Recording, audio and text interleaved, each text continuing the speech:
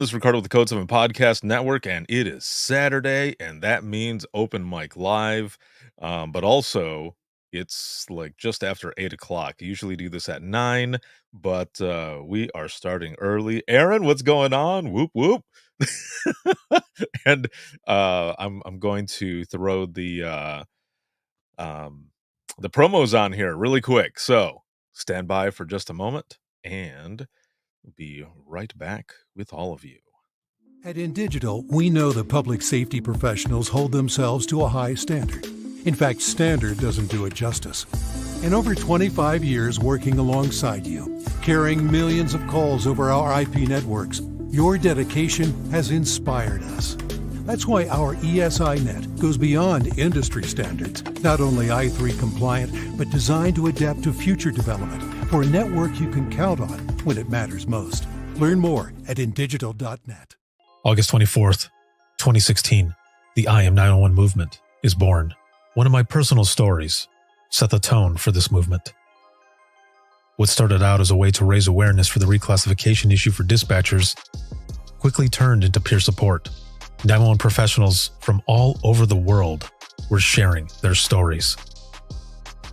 On Facebook alone, at that time, the engagements were over 34 million. It spawned a peer support session at conferences called Imagine Listening, where dispatchers shared their stories out loud or on paper. For years, I have been asked if this would ever become a book, coming June 2023, and available now for pre-order on Amazon and Barnes & Noble from Titletown Publishing. Imagine Listening, Your Worst Day is Our Everyday. If Within the Trenches has ever taught you something, open your eyes to what it is like to be a 911 dispatcher, or has inspired you to become one, then help support us and join our Patreon.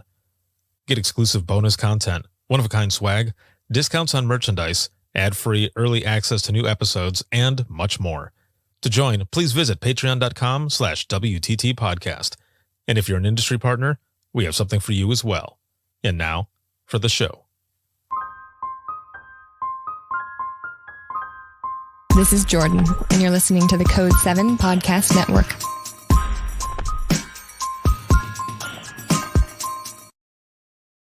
Warning. This episode contains the 3 A's of podcasting: adult content, adult language, and awesomeness. You've been warned. Dispatch. There is no one over here to cook our lunch. We are waiting for our lunch, and there's no one here to cook our lunch. All right, calm down. Where are you at? The group home. Now, what are you going to do? We'll get some help over there for you, okay? Welcome to Open Mic, where we visit the lighter side of dispatch, because laughing is good medicine.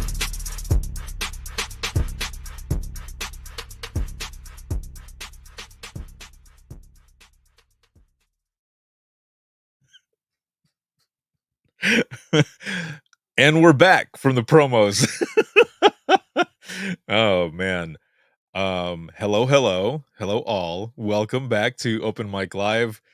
You know it's going to be something when my ass is already laughing right off the bat. So this is going to be fun. Excuse me. Oh man. Excuse me. Welcome back. Welcome. It is Vanessa over here on Facebook. Hello, how's it going? She says, finally made a live. Yes, I'm glad to have you here. And then everyone over here on TikTok as well. So just right off the bat, how's everyone feeling? How's everyone doing? On a scale of 1 to 10, 1 being shitty and 10 being awesome, how are you feeling? I'm coming in at an 8, man. It's been a good day. It has been good. And I've actually got some sleep. So that's always good, right? I actually got some sleep and stuff, and I'm just excited to be here with all of you. This is always fun. I love this. So we're here for Open Mic. Please throw in your numbers on a scale of 1 to 10. How are you feeling? And also, where are you watching from? And please make sure to throw in some reactions, share this broadcast, and let's get a bunch of folks up in here and let's tell some stories. Got a lot of good stuff going on, and I am super stoked again to be here with all of you. So, this live broadcast is sponsored by InDigital, a leader next gen core services, and also a big shout out to subscribers of the podcast. As always, I appreciate you so very much, but also all of you who are here now, watching, sharing, listening, laughing with me, and everything that we're going to be doing, as always, here on Open Mic Live. Um, there's a lot of stuff going on as usual. It's been a week. It has been a week. Just a lot of stuff that I'm catching up on, a lot of work, and we've got the book that is going to be coming out very soon. There's some advanced copies that are going to be coming, and I am super excited for that. And that book is the Imagine Listening book, and that is Imagine Listening. Your worst day is our everyday, and this book compiles it's 142, I think, 142 pages worth of I Am 911 stories that were submitted for the I Am 911 movement from 2016 until now. And there are still stories that are posted and sent in rather, and I try to post them as fast as possible. And this book is the first book in a series of books that are going to be coming out dedicated to these stories that were submitted. And I'm stoked. I'm super excited for it to come out, for its release. Again, the pre-order is up there now. And if you want to pre-order the book, once again, it's Imagine Listening. Your worst day is our everyday. You can pre-order on Amazon, on Barnes and Noble, as well as Books a Million. So there are many places that you can go and look it up. And if you simply Google the name of the book, it'll be right there on top, which is also amazing. And I have all of you to thank for that. The book would be nothing without all of you and the work that you do, and for having the courage and just everything to share your powerful stories, but also your trust in me to be able to share those and put them out there as well. Thank you so very much. And I thank all of you for the job that you do, for the love for this profession. As crazy as it can be, we have each other, and that's why I love doing all of this as well. This is something that I started doing when I was in dispatch, and I've been doing it ever since. It started as a college project, and then just continued to evolve and evolve and evolve, and has literally all of you have opened up the eyes of millions to what it is that you do daily. So thank you for what you do. Episode 492 went out, and 492 was a live open mic episode that I did in Denver at the IAD's Navigator Conference. So it was at the Navigator Conference, and this was an episode with my homeboy Mike Aurora, and that was a lot of fun. I have some clips that I'm going to be posting up. One of those clips focuses on I think the way I have it listed on there is average dog versus officer dog. Because there's a story, there's a question that we bring up where it was, do you think that just regular dogs, when they see a canine officer, uh if they get a little as well, if they're like, oh dude, put the milk bones away, we got a cop coming this way. So Mike and I have this conversation, and I have it split up in this little clip. So again, there's going to be some clips from that episode that I'm going to be posting, and it's just funny. It's just funny clips, just some shorts for people to watch, to you're kind of enticed to watch the whole thing, because the whole thing is hilarious as it is. But these clips are good, just little shorts for people to be able to watch and consume easily. So it's awesome. It's going to be a lot of fun, and again, make sure to check it out when I bring them out. They'll be posted up here pretty soon.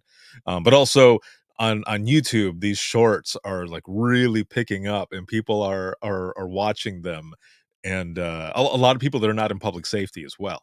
And it's cool to have people watching a lot of these clips, but also learning a lot from your stories. So thank you again.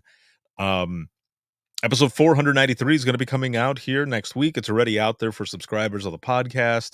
And that's with Deborah. That one was done at the Navigator Conference as well. And there's 2 more episodes after that, all of them powerful ones that are coming up. And it's going to be good. So I want to look over here into the comments. We got Meredith, what's going on? Hello, hello, coming in at a 10. Vanessa, been a 9 lately. Awesome. And Gary jumping in here. Yo, yo, yo. Hope everybody's doing great after 8 hours overtime shift and then mowing 3 lawns. Mentally, I'm a 9. Physically, I'm negative 23. Well, dude, I hope that you're able to chill and that you're just chilling. But thank you for being on. I appreciate it very much. And over here on TikTok, thank you all so very much. I'm already at 2.2 thousand likes. You are the best. Thank you so much. I appreciate it more than you know. In a couple of weeks, I'll be heading out to Florida for the Florida APCO conference. And that's actually going to be during my birthday. I'll be driving during my birthday is what I mean. The conference isn't during my birthday. I'll be driving. I'm gonna end up driving over there, because, I like road trips, and why not, right? Why not? It'll be fun. It'll be a good time either way. I'm excited. And, oh, my mom's in the audience. What's going on? What's going on? She's got some hearts going there. My mom's excited to see me. Oh, Vanessa, thank you. She says, happy early birthday. I appreciate that. Thank you so much. I am going to be 42. Damn. I'll be 42. And what's funny about that is actually it's that number was my dad's sports number. I have to call him and tell him, like, hey, I'm gonna be turning your sports number. Because sometimes he's like, so wait a minute, how old are you now? He's always joking and stuff, but now I can just say, I it'll be easy, Dad. I am the age of your sports number. The number that you wore on your jersey all those years. 42. That's how old I am. Yes, that's how old I'm gonna be. But also, the other cool thing is the fact that my birthday is on Mother's Day. And when I was born on Mother's Day as well. So, and my mom's in the audience, so we have something special that we'll get to celebrate together. That'll be awesome. Gary says, "Get to do it again tomorrow." Oh, dude. Holy crap. Gotta pay for these national conferences somehow. I gotcha. No, I understand completely. Let's see, Lucille here. What's going on? Happy 42. I'll be 42 in June. Yes, that's what I'm talking about. And then Vanessa says, the answer to meaning of life, the universe, and everything is 42. There you go. Wait, is it 42 or do you have on there negative 42? I'll go with 42. But it's awesome. This is going to be good. So I'm excited. Again, birthday coming up. Okay, 42, yeah. And I'll be headed out to St. Augustine. So the conference is going to be in St. Augustine. If you're going to be there, I believe it's Thursday, the last day, from 8:30 in the morning to 10:30 in the morning. I will be in there. I will be doing a super session. So I'll be doing Imagine Listening.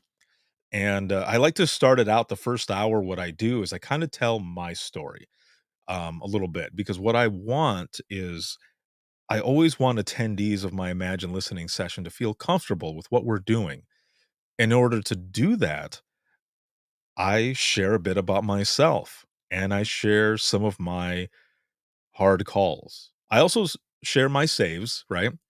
And but I like to share some of that, but also talk about Imagine Listening to also prepare everyone for what it is that we're about to do, which is it's a peer support session.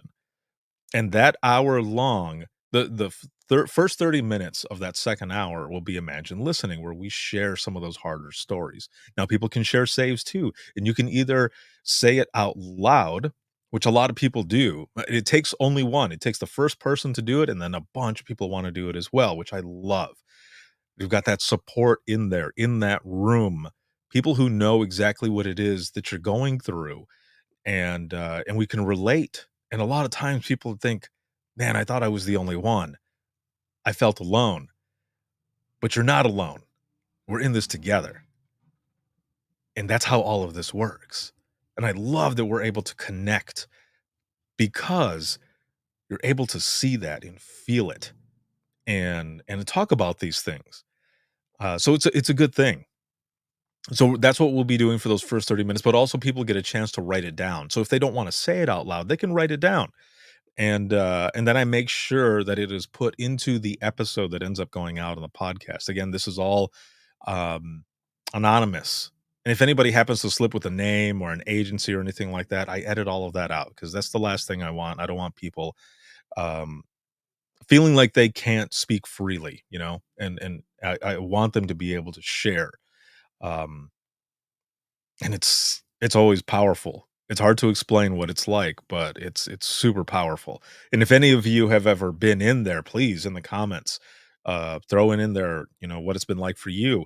But then the last 30 minutes um is open mic. So with that live audience, then so we share all of those hard stories, right, at first, but also, saves, hard some of the harder stories or some saves, but then the last 30 minutes, we talk about all the funny shit in 911 like we do here live.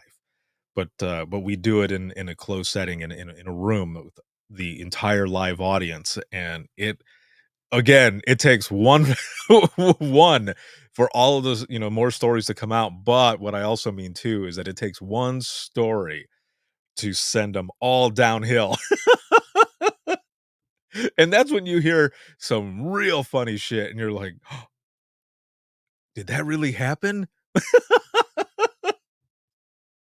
And it's always a fun time, and but also what I forgot here too is for those who share a story during the Imagine listening portion during those first 30 minutes, they end up getting one of these pins as well. This one of these I am 901 pins is what they end up getting for sharing a story. So it's always good, and I'm excited to go back to Florida and do this session because in Florida is where I started my dispatching career, but it's also where I launched the I Am 911 movement. Imagine listening. The session was launched in Indiana, here in the state that I live in. However, the career started out in Florida, and the I Am 911 movement was launched in Florida. So I feel honored to be able to head back to Florida where it all started. Never forget where you start, man. Always hold that close, especially when you got new people coming in, because you can share some of those stories. And that was one of the things that I always enjoyed was to be able to talk to people when the newer folks and share some of those stories and be like, look, man, you're not alone. But this is also some of the shit that you're going to be dealing with. And if you need anything, lean on us, like talk to us, and uh, and we'll work with you because we're all we have, right? It's a good thing. So, um, with all of that, what was it like for you on your first day? Do you remember? Do you remember your first day in dispatch? What it was like walking in, whether you had a sit along or not? What was that like? Was it nerve wracking? Was there anything funny that happened? We're going to discuss this. I'm going to play a video here. This is a clip from the episode that airs on the 10th, which is this coming Wednesday. Excuse me. And I actually have a few other clips that I'm going to be posting from this episode. It was a great, great episode, and again, it's with Deborah, and they're also starting to do a training and QA program. So please check out the episode, but also comment into some of the clips that I have in there because she's looking for some advice from all of you. If you have a program, if you have different policies, procedures, whichever, she wants to know. Like to the point where I made a post where she wrote something out and I put it out there and her email address is on there. So check it out. For those here on TikTok, I'm gonna create like a little video or something so that you can comment on it as well, and then we'll get it out there. We'll see, if we can help her out. So let me switch up the audio over here for those who are on Facebook, YouTube, and Twitter. And then for those over here on TikTok, you're not going to see the video. I already posted the video, but I'm going to put my headphones on the microphone so that you can at least hear it. And then we're going to discuss this. So, and if you're still kind of thinking about your first day, please um, type something in because I'm curious. I want to know how it was for you. Okay, so here we go. It's only a minute long, and it's the overwhelming experience of starting as a 911 dispatcher. All right, so here we go.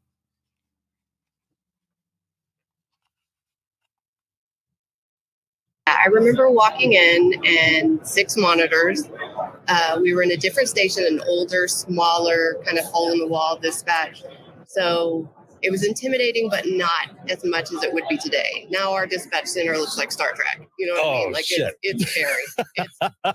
We're blessed. It's beautiful. It's nice, but Yeah. it is extremely intimidating. We're ready to lift off. But still, I was scared, and I thought, holy crap. Was there anything at all at the time, even the beginning of training or anything? Was there anything that surprised you, or was How it much kind was of how going you? on? Oh No. yeah, I had no idea. I thought they answered a phone. yeah. All right, okay. I don't know what I thought, to be honest with you, but yeah, it was very surprising looking at returns and the doing 50 things at once. and Right. What is that Chinese they're reading? Yeah. You know what I mean? Like, what is Completely going different on? language, right? Yes. You've got probably codes and everything. All right, so there you have it. That's what Deborah was telling me about what it was like for her walking in that first day, that first time, and looking over here on TikTok. I want to read over here really quick. It wasn't my first day, but it was early on. I was pretty naive to the amount of domestics that occurred. I took a call for a fella that was put in handcuffs and immediately thought it was domestic related. So I was as empathetic as I could be, asked who did this to you, reassured him, help was on the way. Yeah, there are a lot of things, right? There's a lot of phone calls that you wouldn't imagine. And over here, let's just say I heard the girl laughing in the background and realized that they were, oh, wait, what? Oh, they were pink fuzzy handcuffs.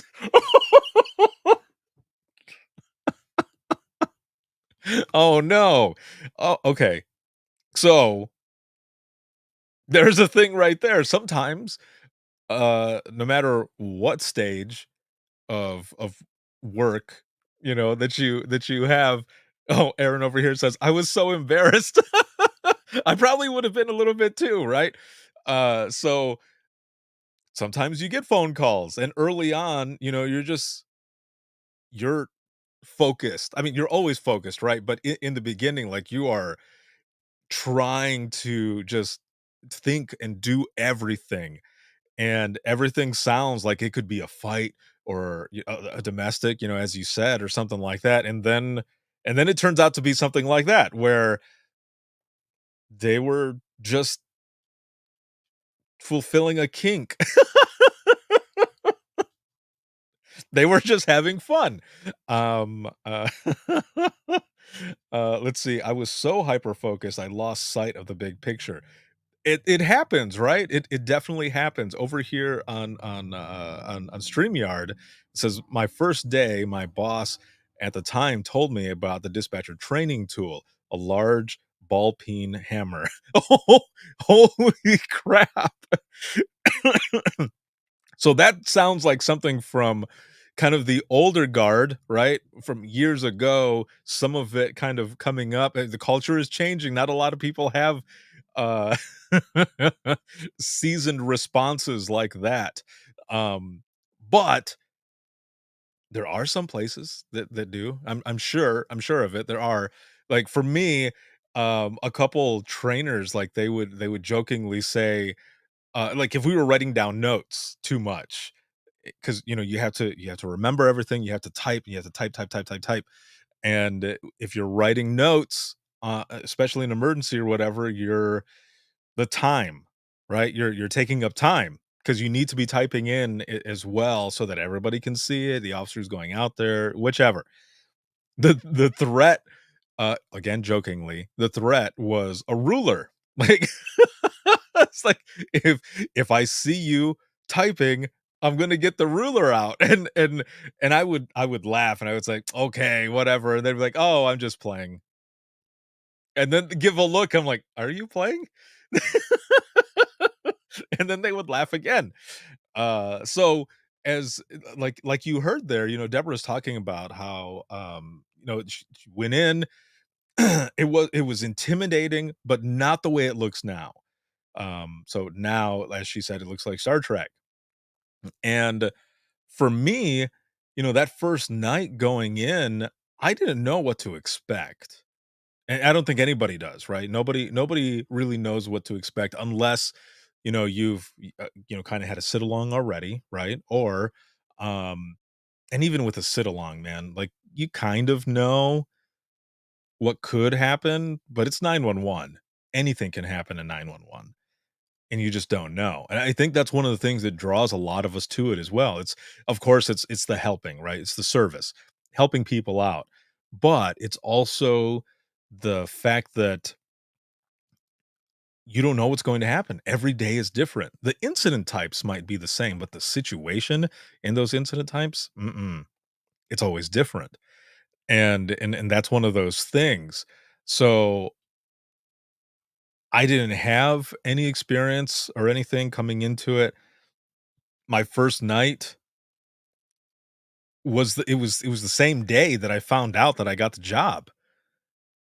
And I'm sure a lot of you have already heard the story, but um earlier that day, the chief of police ends up coming to my house and is like, "Hey, do you want the job?" And I'm like, "Yeah, when do I start?" He's like, "You start tonight," which I thought he was joking, but he was for real. And I had walked in, right, for the interview. I didn't go to the dispatch side. Like, when you walked into that small police department there in Florida, Frostproof, Florida, uh, you walk in, it's this, like, little lobby area, and then there's a door that goes into this little narrow hallway, and the chief's office immediately is right there, but if you turn left, it's the dispatch area, and then it was the, records room was right there. And so I had not stepped into that dispatch area yet. I went right in for my interview and did my thing, and then 2 months later was when I found out that I was getting the job, again, with the chief of police stopping at my house, my grandmother freaking out, yelling at me in Spanish, saying, "The police are here, you need to go out there, but also, what did you do?" Like, "I didn't do anything, granny." So, I go out there, the chief's like, "You start today." Again, I thought he was joking, and he goes, "Do you want the job or not?" And I was like, "Yeah, I do, dude." I didn't say dude. I was like, "Yes, sir. Yeah, I did." "Oh, wait." Vanessa says, "I used to live in Babson Park, Lake Wells." "Oh, no way." That was the area that I li that I frequented. Those were my stomping grounds, man. Like, I would drive that back way out of Frostproof, going through, Babson Park to go to the Walmart there in Lake Wells. That's awesome. Oh, that's cool. Not a lot of people know Frostproof and Lake Wells area. Usually you have to end up saying, "Well, do you know where Lakeland is?" "Oh, yeah, I've heard of Lakeland." "Okay, do you know where Winter Haven is?" It's where Legoland is." "Oh, I know where that's at." I'm like, "Okay, well, then you're not far from where I used to work." But, of course, the PD's not there anymore or anything. The county swallowed it up, but, um But that first night, I walk in and I was nervous, so nervous. So again, in the comments, I love that we've got people, um, uh, adding stuff in, but I wanna hear a little more or, hear? I wanna read a little more. I can't hear you. I'm in this room by myself. So, yeah, throw some stuff in there 'cause I like to go back and forth on some of this stuff, but that I was sweating. I mean, it's hot in Florida anyway, and it's muggy as hell, but I was super sweating, man. I was sweating. I walk in and I wait. Oh, we got other people joining in here. I was just looking over, but also thank you. 3,000 likes already. Yes. Thank you so much. Um, I end up walking in. I go to the back. My trainer, Harry, he ends up opening the door so I can walk back there, and he's like, "Okay, this is the county radio. This is our radio." And he's showing me all of this stuff, and I'm just standing there looking like, "Okay, uh-huh, all right." And I'm just, watching, of course. It's my first night. I have no experience. Other than Rescue 911, I have no experience. And I'm freaking out. But I was excited as well. And just super happy that I got this job. And I wanted to do the best that I could. Um, of course, because I mean, we're dealing with lives, right? We're dealing with lives here. But I really wanted to do something different. I wanted to do something bigger than myself. And that's what public safety was for me. So I'm I'm observing and 911 rings. And I remember, it's taking me back. I remember getting nervous. The phone rings and Harry goes, "Oh, here we go. 911 coming in." I'm like, "Oh my God. Is this for real right now? Am I actually doing this? Am I really here right now?" And he takes the call. Now, small police department, again, right? Small police department. We were not EMD certified, emergency medical dispatch. We did not have that certification. So we would take the pertinent information and we would transfer it to the county, to Polk County, the county radio. That's who we would start it out, or transfer it to rather. And then we would page out for our fire rescue. And oh, mom, thank you. My mom's over here in the audience and she says, "And I was praying for him all the time." Oh, thanks, mom. Thank you so much. Over here, Aaron says, "I started out on night shift, never worked a night. Uh, by 3, I had to walk laps around the room." Oh, I know what you mean. Yes. If you'd never worked midnights before, that is something to get used to. Especially because you're like trying to nap through the day, and sometimes you don't get a chance to nap through the day. And you're like, "How am I gonna do this?" And it's like, all right, bring on the caffeine train. And if you're not down with caffeine, then it's walking laps. Like Aaron said, is up and doing laps if you're able to, doing laps so that you can stay awake. Um, but he's taking the call, and it was a medical, and he had to transfer it off. And after he was done, then I went, like, I had been holding my breath basically the whole time. I had not noticed, but I was holding my breath. And he just kind of looks at me, and I was like, "That was awesome." And he goes, "Yeah." "Well, you're next." And I remember almost like coming out of my body, like an out of body experience really quick to see myself and my trainer. And I was like, "What? Huh? Like, are you for real?" Then he goes, "Yeah. Yeah, yeah, yeah." He goes, "You're next." I was like, There's got to be more training." And I remember almost like pleading, like, "No." Because I just said, there has to be more to this, right? There is more to this. And oh, Mandy says, "I'm late. We have had bad storms. Well, welcome. I'm glad that you're here, and I hope the storms start to go the other way so that you don't have to deal with them. But thank you for being here. I appreciate it. So, um, it was my turn next, and I was freaking out, man. And I was just waiting for that for the call to come in, and it finally did. And I remember I was kind of shaking because we didn't have a headset or anything. Like our phone system, it was an older phone system, but also this is 2001, so wasn't that old. But the phone system itself was kind of old, so we didn't have a headset. It was a handset, and I pick up the phone and Frostproof 911. Where's your emergency? And it was a butt dial. It was a mistake. And I was just, oh, all right. Thank the Lord. And I remember Harry's like, well, you got the first one out of the way. I was like, it wasn't even a call though, man. Like it wasn't, I mean, it was a call, right? It was a call, but it wasn't an emergency call or anything.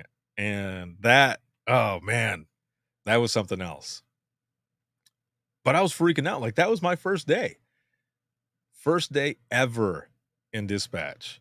And I stayed. and I worked it. I stayed the night shift and everything. And I continued to do it. But I remember when I put in my 2 weeks notice. When I put my 2 weeks notice in, I was nervous, like I was scared. And I remember I wrote my notice and I put it in the chief's box. And he was in a meeting, and I was like, I'm just gonna put it here and I'm gonna leave. And I'll talk to him tomorrow. And he he definitely talked to me the next day. I went in and he's like, hey, I need you to come in here. I was like, oh no. And I went in and he's like, sit down. I was like, okay, chief. And I sat down and he goes, so you couldn't talk to me? Like you just dropped the note in? I was like, I wanted to talk to you face to face. I was also scared. And I said, but you were in a meeting and I left it. And I figured we were going to talk about it anyway. And he goes, well, why were you afraid? And I said, you know, because I feel bad for leaving. And I did. I felt like I was betraying my PD. I felt like I was betraying the chief, you know. I felt like I was betraying everyone. And he's like, no, he's like, don't look at it that way. He goes, it's been great, to have you here and to go, just to work together and to see me grow while I was there.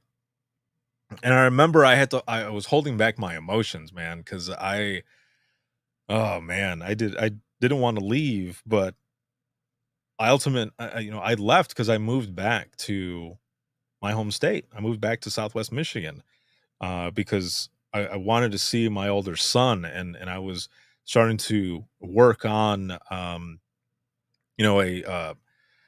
visitation and everything to be able to see him and stuff. So they had told me the courts are not going to do anything with you in Florida. You got to move back. I was like, all right. As soon as they told me that, 2 weeks notice went in, and ended up finishing off my dispatch career in the county that I grew up in, which is Allegan County. Looking in over here, let's see, Mandy says, my first day, I got the phone thrown at me because we had a bad wreck. They said, here, answer this, get as much info as you can. Oh, shit. I've heard that before. I've heard people going in, for their first day, and shit hits the fan, and they're like, look, they tell you what to say, right? So for me, they would have, if that happened to me, it would have been, okay, look, we've got a lot of stuff that's going on right now. We actually need you to jump on here. All we need you to do is take information for this crash that is coming in. So what you're going to say is, Allegan County 911, where is your emergency? Take all the information, pass it, or type it into the narrative of this complaint.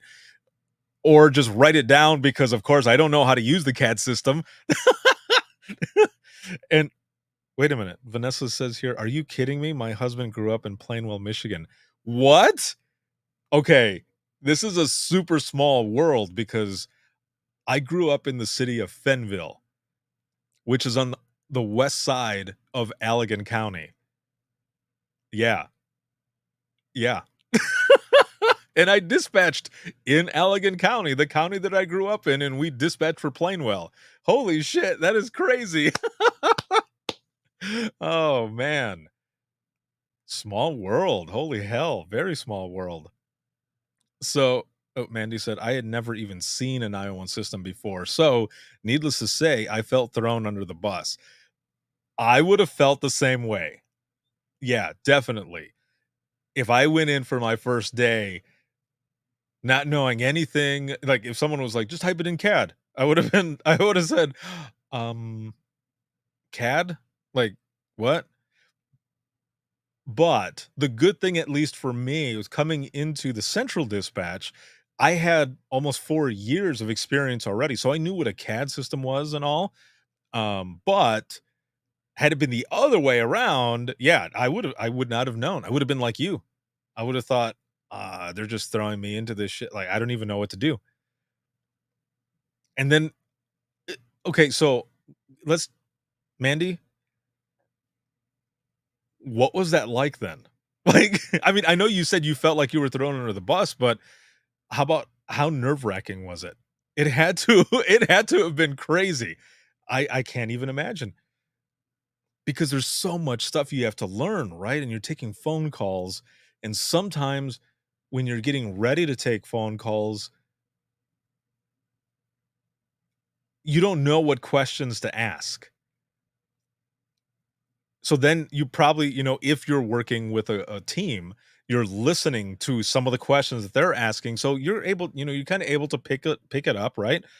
But even with that, you're like, am I asking the right thing? Should I be asking something else?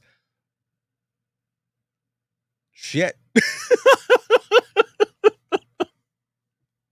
So Mandy, how many years have you been working in dispatch now? Because obviously it didn't scare you away. You continued doing it, which is awesome, which is really cool. So then my first day going into Allegan to the county, it was a midnight shift as well. Yeah. It was also a midnight shift. And I had been on nights ever since. I mean, there was one small stint where I was working mornings, but otherwise it was all midnight shift. So that first day, so let's jump into that as well. Excuse me. That first day in dispatch, or that first night rather, that was a crazy one too, because I was coming from a small police department in Polk County, and it was just me for 8 hours. Just me. Every now and then an officer would come in to, if I had to use the bathroom or if I was getting my ass handed to me, they would come in and they'd be like, do you need help? And I would say, no. because it was just me. I think maybe there was a couple times where they were writing some stuff down for me, but otherwise I was like, just get the hell out of my way, because it is nuts in here and I can't even explain to you what it is that I need right now, because I'm doing everything at one time. So going from there to Allegan, it was different because now I'm at a central dispatch and I've got a whole team that I'm working with. It's myself and 3 other people. And it's a different beast, because now you're learning how others work and you're learning to work as a team, and just getting everything out, listening to everyone. And I already had a version of dispatch here, right?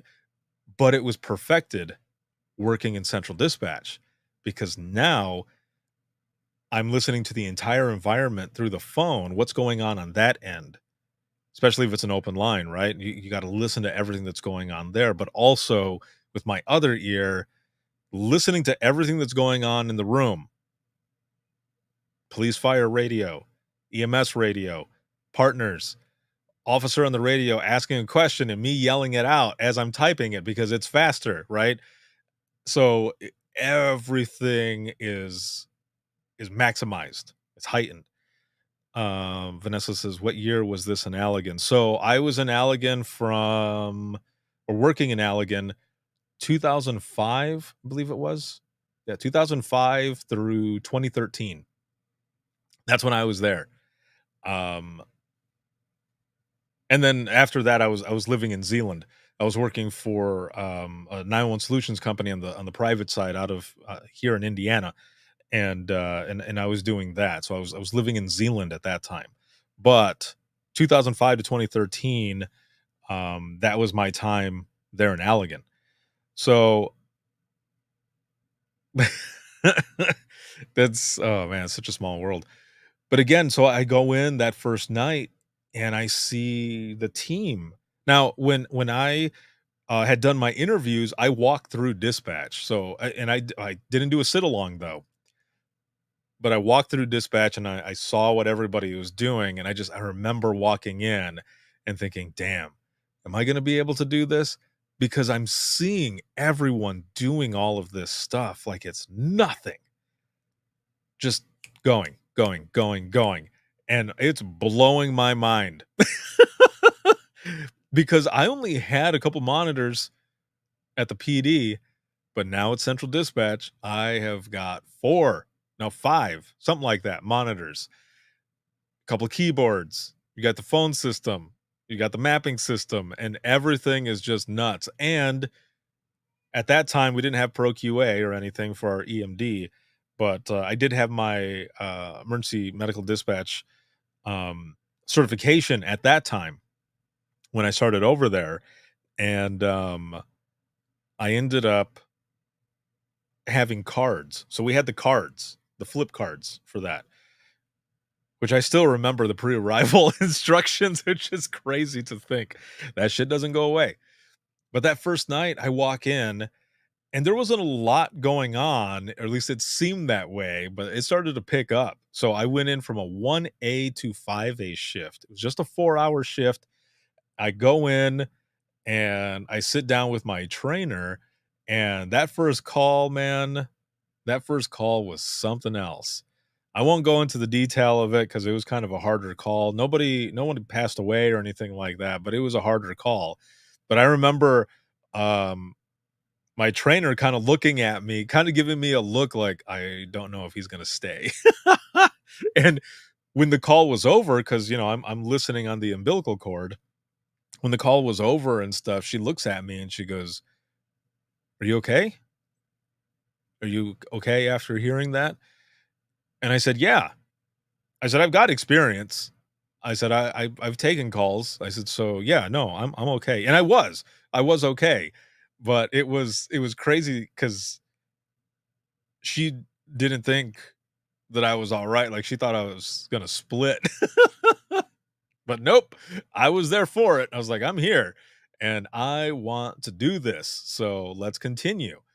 And that first night there wasn't a lot that went on. It was that first call that I listened to, that was pretty gnarly. It was pretty hardcore. But the rest of the calls that came in, there wasn't much to it. But either way, I was excited to be doing what I was doing. So my first night there, my first day in Central Dispatch, it wasn't as intense as when I very, very first started out because I already had that experience. However, it was still intense in the way that everything was different. Now it's a team. Now it's 12 hours a shift that I'm going to be working. That first one was only a 4, right? But I knew what I was going to be getting into. And the call volume way more than the PD, and it was a different beast. Like I said, there was a lot of differences that were going on. So intense in that sense is how it was. Let's see, we got Thomas here. It says, Ricardo, I really like what you have done here. I started in 1988. my last job as a director, the deputy chief that I reported to saw dispatchers as memories of calls I took and what I told trainees. Whoa. Thank you. I appreciate that. What I've done here, and it's really been to highlight what all of you do, and having that as well. Memories of calls, but also to be able to talk to a lot of those trainees too, right? And tell them a lot of those things. There's a lot of things that I've been able to then and now. Um, oh, that's how it was seen before. That's true. That is how a lot of people saw it before, right? But and some still kind of do, but damn it, we're way more than that, right? It's a new day, and it has been a new day for a while. And to be able to share what people do, these professionals, these 911 professionals, these heroes, first responders, the calls that stick, what it's like on the first day. Somebody over here on TikTok, I had posted a story, an I am 911 story, and the person was like, "Yeah, you guys should come out on the road, and we actually see it and feel it and all this other stuff." I haven't commented on it, but I'll comment now live and just say that the stories that go out is not to try to one up anybody. It's simply to show that we go through a lot as well. We might not be on the scene as others, but we're on the scene here from the beginning of the call to the end of the call. And while you're driving there, we are there with that person, whether you believe it or not, the entire time. You might be able to be there and see it face to face, but you get there after we've basically done everything we can on the phone. And while you get to be there in person with someone, whether they're alive or no longer living, we have to imagine that and put together in our brains this puzzle of what we hear, what we think is going on, what people are telling us. We're using all of our senses, and those calls stick with us. Those voices, the screaming, the please help me, the feeling of being helpless when you can't find someone. Technology is better now. Technology is better now. But before, I can tell you, many a time that I went home crying in my car because I couldn't find someone.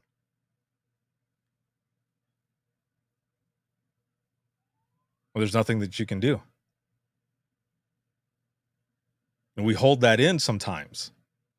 And that's what I did for years. Until I opened up and started talking and doing everything that we're doing here now. So there are some folks who will believe that because we're not on scene, that we're not impacted by it. But man, we are there. And it's important that we understand each other in that sense as well, which is what I love at the fact that my dispatch center and a lot of dispatch centers out there do things together so that we can learn from each other, learn how we work, and have that understanding. to truly have that brotherhood and sisterhood of public safety. But also with all of us of this thin gold line, we have each other and we can talk to each other. That's what I love about all of this and what we're doing here by sharing stories. That's what this is all about, man. See, Thomas says it is better, but that just adds more work to yeah, it does. It does add more work, but also I think in a sense it also pushes even further the topic of mental health and wellness because of this awesome technology that's out there.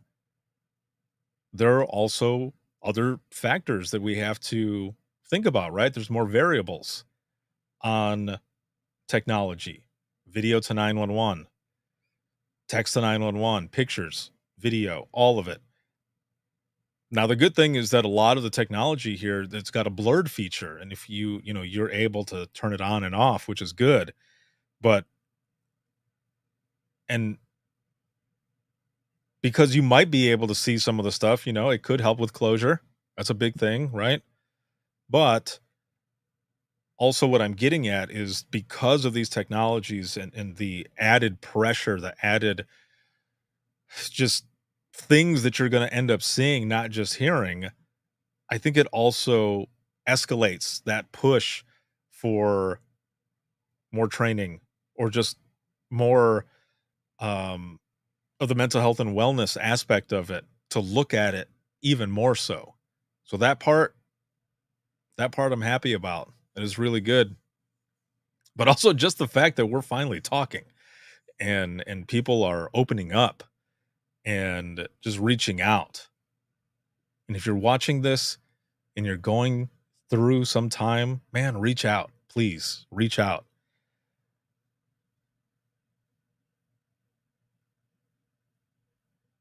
We're all here for each other. We can make it through this. So, those times, those first days in dispatch, overwhelming.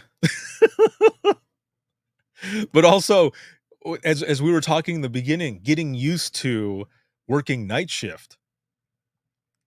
I will tell you something that I did. And it was also always it was midnight shift, right? And it would happen at like 3:30, 4 o'clock in the morning, or I'm just trying to stay awake. And there's nothing going on. A lot of times, we're talking to each other, we're playing Scrabble, something to keep each other awake. But I would get up and go to the bathroom, and it was always super cold in the bathroom that's within the dispatch center. And I would go into the bathroom and I would just lean against the wall. I would put my forehead against the wall and close my eyes for like 5 to 10 seconds. Take a deep breath, turn around, wash my hands, put water on my face, and bam, I'd be ready to go. I would, because by that time, man, I'm on like my second cup of coffee or whatever, and I would just be going. But that's what I would do sometimes when there was nothing else going on and I'm trying to stay awake. If we weren't playing Scrabble, or if we weren't talking to each other, if we were, people were doing their own thing, reading a book or whatever, I would get up and I would go to the bathroom and just put my head against the wall. And then I'd come back, and my coworkers knew. They knew what I was doing, because obviously, because I told them. And I would come back and they're like, "You feel better?" I'm like, "Hell yeah, I do." It's like those few seconds to close my eyes and just kind of bring it back in. It helped.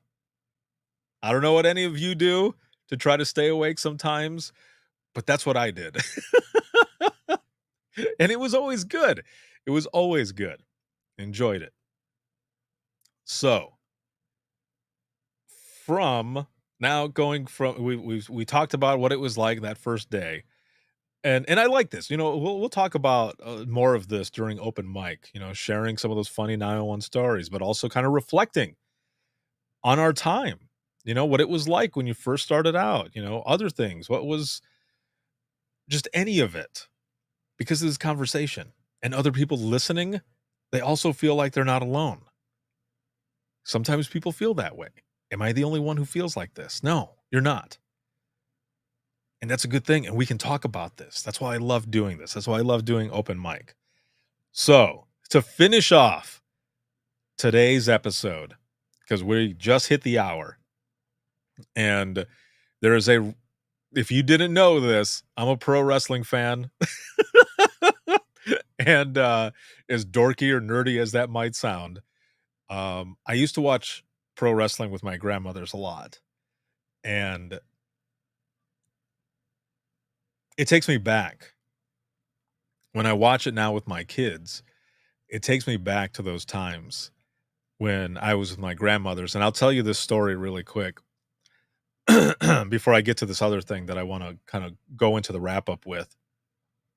When I was 16, or 15, when I was 15, I had saved a bunch of money up when I was working at this pizza place. It was a little convenience store.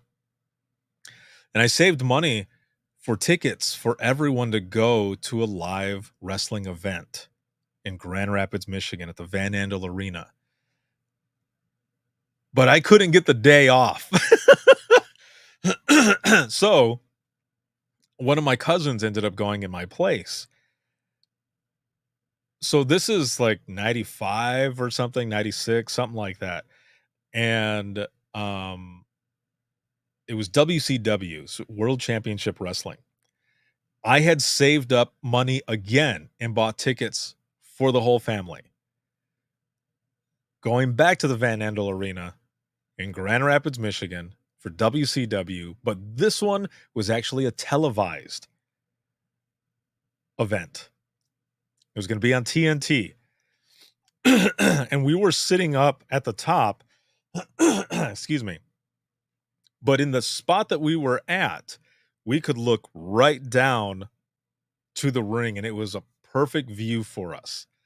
Now, my grandmothers are there, and it was one of the most amazing things to see both of my grandmothers in their, I don't know, late 60s, early 70s, something like that at that time.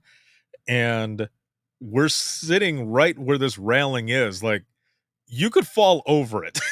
If you were not paying attention, like, you could fall. And the announcer gets into the ring because they're about to start. And I'm telling you this because of these moments that we have, right? It's always good to remember these moments. This is not dispatch related, but it's a moment that I just want to share with you. And the announcer gets into the ring, and I'm just going to, I don't remember exactly what he said, but he goes, "Ladies and gentlemen, we're about to get started with WCW Monday Nitro here on TNT. And this is where the big boys play. And we are going to be counting down here in just a moment. And when we do, the pyros are going to be going off. And we want all of you to be screaming and yelling because we are going to start the broadcast. We're going to be broadcasting out to millions and millions of people around the world. Get ready. We're about to start."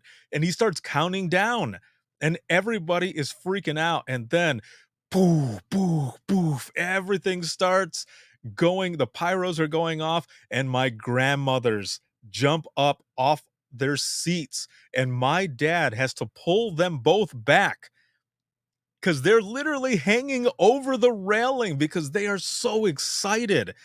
And I will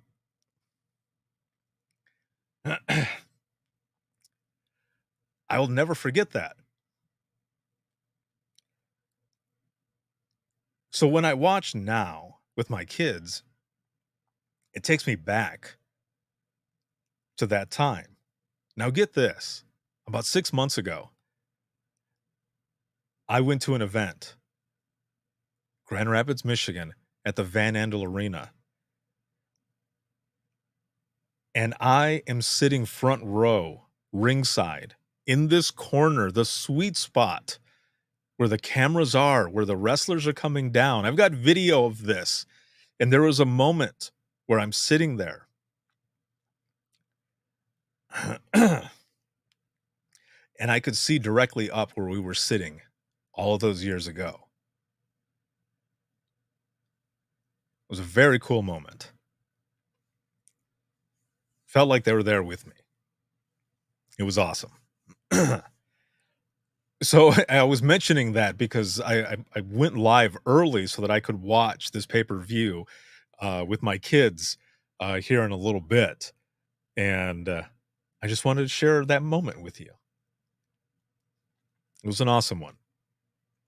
So, going into the wrap up of this, I want to share two stories with you. Because we were talking about a lot of funny stuff, but then we were talking about some deep stuff, and I want to end with some funny stuff here. So, there are two stories that I want to read to you. I thought these were pretty cool. So, both happened in this one happened in Michigan. I'm not sure where the other one happened, but it says Michigan police make special stop after arresting pizza delivery driver. This is no lie, no shit. This happened. This happened the end of last month is when this happened. And I'm sharing the link over here for those on Facebook, YouTube, and Twitter. But I want to read this as well. Okay.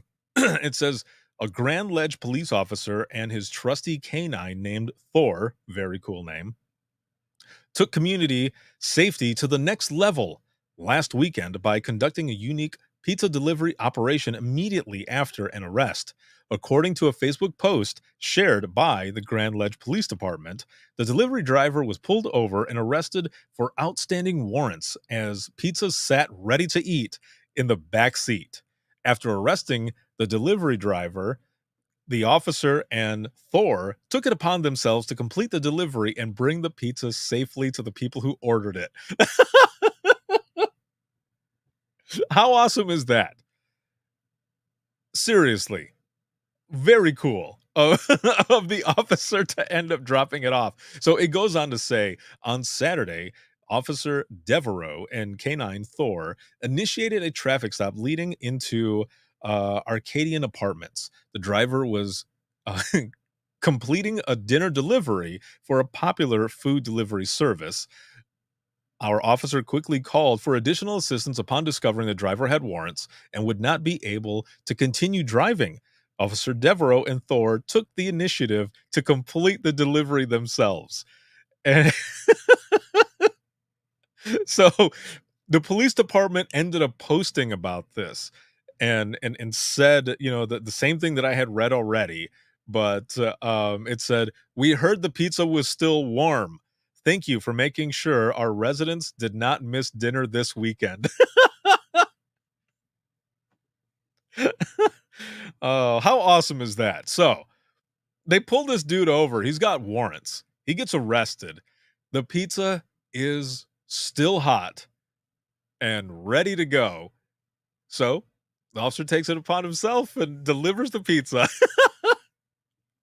That is awesome. Excellent work. Excellent work. All right. So this next one is from a couple months ago. Okay. This is one that kind of creeps me out a little bit because you never know. You never know. So I'm going to share this as well. And then we'll go into the wrap up of this amazing episode, this open mic episode. First, I want to know how you're doing. How are your numbers? Scale of 1 to 10, 1 being shitty, 10 being awesome. How are you feeling now? We've gone through the entire episode. A lot of you had high numbers coming in, which was good. I'm way above a 10 now. So what numbers are you at now? And oh, my mom is heading out. She says, "Good night, everyone. You're all amazing. You do a great job. Thank you. Thank you, Mom. And thank you for just being awesome. I love you." So this story, the title says it all. It says, "Man living in attic exposed after homeowner smells cigarette smoke." What are you gonna do, man? So here it is. So this is what it says. A man. Oh wait, Vanessa says, "Above a 10. This made my night." Yes, thank you. I'm so happy. I love that. I love when people's numbers go up. But even even if they stay the same, as long as you were here and you were listening, it's as long as you felt good either way. That's what it's all about. But I love it when the numbers go up. So thank you. That is awesome. So here's the last story here. It says, excuse me.